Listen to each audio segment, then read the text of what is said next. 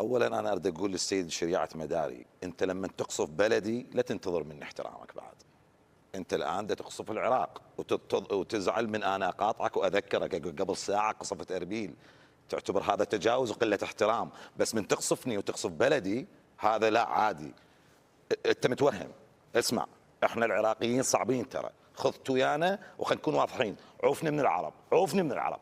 احنا العراقيين صعبين بسنتنا بشيعتنا باكرادنا، وانتم الايرانيين تعرفونا صعبين. لا تتكلموا وياي بهاي المنطق. هذا اولا. اثنين، اسمع، انتم الايرانيين ورطتوا نفسكم، انتم خامنئي والحرس الثوري ورطتوا نفسكم في صراع انتم مو قده. انتم امتديتوا بالمنطقه، سليماني امتد بالمنطقه باوامر اوباما، بغطاء اوباما، بسلاح الامريكان، بغطاء الامريكان. توسعت باليمن وبالعراق وبسوريا وبلبنان وبغزه. انت ما توسعت بقدراتك، ولما الامريكي قرر يحجمك انت الان محجم.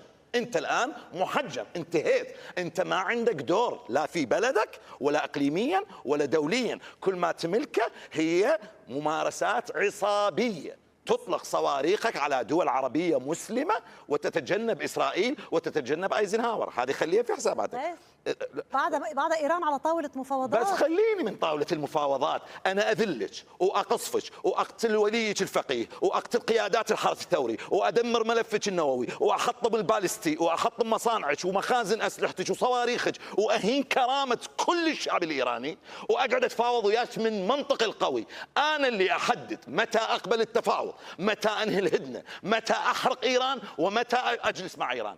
انتبهي، 46 سنه ايران ترفض الجلوس مع الامريكان. 46 سنه. لما قتل خامنئي جلست ايران مع الامريكان وجها لوجه. لا يحكي لي هذا المنطق وكانه الايرانيين ساده على المنطقه. يقول لي انه هو اللي يحدد متى يضرب بلدي ومتى يقصف الدول العربيه ومتى يقصفني. والله شنو، اكو قاعده امريكيه بالكويت ولا بالعراق ولا بالبحرين ولا بالسعوديه قصفت ايران؟ تعال اسالك يا سيد يا دبلوماسي، ايران اذا ما تحترم الاسلام والجوره والقران والمحمد، انا اسالك ليش ما تلجا المجلس الامن وتطالب بتشكيل لجنه تحقيق للتاكد من اشتراك هاي الدول العربيه في قصفك؟